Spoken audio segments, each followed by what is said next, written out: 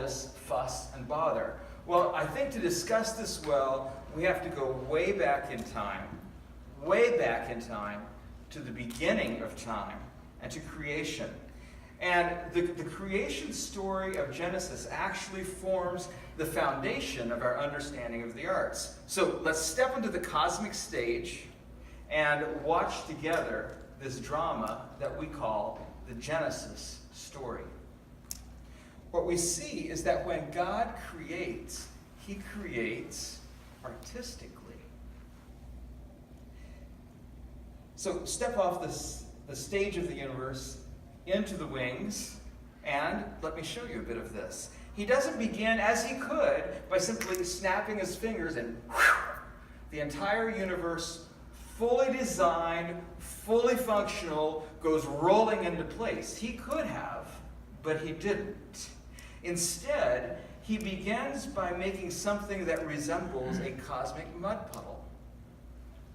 The earth was without form and void. Just as the artist begins by mixing up his paints. And so God begins by creating something that sort of resembles chaos. But then, just like an artist, God begins by thinking up the structure of all of this. The painter is thinking in light and shadow, and in perspective and color, in line and space. The musician is thinking major sections, key areas, themes. God is thinking light and dark, atmosphere and dry land, oceans. He gets the form down. And if you look, in the first 3 days, he creates the structure, he creates the form, and the earth is no longer without form. And then, just like an artist, God begins to flesh out this structure. The painter starts putting paint on a canvas, the musician starts pinning notes on the staff, and God fills the earth with cows and alligators. He fills the oceans with fish and squid and whales and jellyfish, and thus the earth is now no longer void. Just like an artist, then, God steps back every day and he evaluates how it's going. And he says, it's good. And when he's finished, he steps back again and he takes a good long look and he sees that he's brought the universe from chaos to cosmos. And he says, it's very good. And like a good artist should, but often does not, then God steps back and he takes a good rest. But while the creation is finished, it's not yet complete. How very odd. He gives his best creature, the human, the job of running the earth, and they are to finish filling it. So they are to continue this movement from chaos to cosmos, ruling like God does, generously and justly.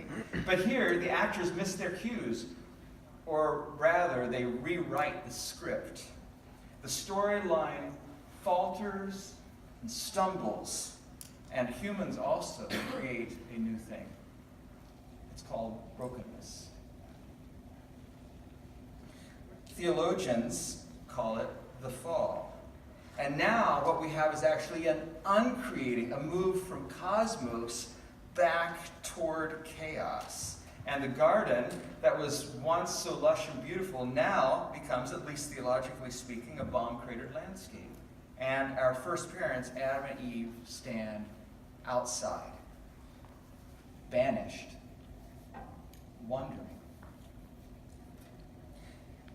In the continuing chaos that ensued in the following millennia, a rumor persisted that one day all this chaos would be returned to cosmos, and the rightful ruler would return, and he would put things to rights. That has now happened in Jesus. Jesus has come and has been crowned the rightful king of the world, and we believe that we now can be those who help that gracious kingdom rule to become a reality here and now on the earth. In fact, in a famous sermon that Jesus once preached, he talks about this kingdom and what it looks like and what it takes to enter into that kingdom. And in the middle of that sermon is a prayer. In the prayer, he teaches us to pray that God's kingdom would come here on the earth.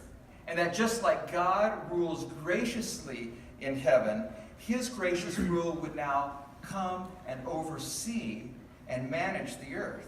And thus, through Jesus the King, God begins to reverse this descent into chaos and to move back into cosmos. He begins to renew all things. So I tell you all of that to tell you this: we can participate in this movement from chaos to cosmos. We can participate with that mission of God's kingdom coming from heaven and his will being done on earth as it is in heaven. Well, it doesn't take an art historian to tell you, you know it as well, that the arts have frequently reflected the chaos and the brokenness of the world.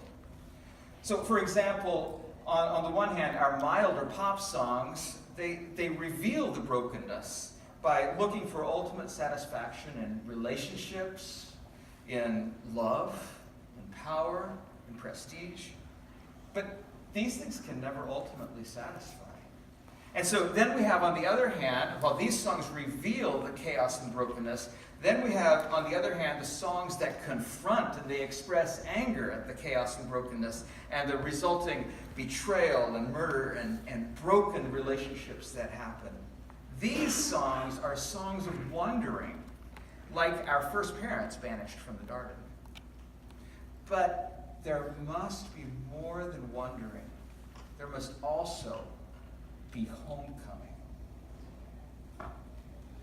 So the arts should faithfully explore and explain with courage the brokenness and the wandering, but they never may stop there. They must also explore the call of God to come home. We believe that this language of homecoming can only happen through Jesus Christ, who himself was banished from society through death, so that he might lead the wandering exile home again. Jesus will put things to rights. We want to sing about that. We want to sing the journey, the whole journey. The wandering, yes, because that's part of our existence. That's part of our experience. But then also the homecoming, because that is what God calls us to. We want to sing of the one who makes that homecoming possible. So we want to sing faithfully, not just of the chaos, but also of the cosmos that is becoming.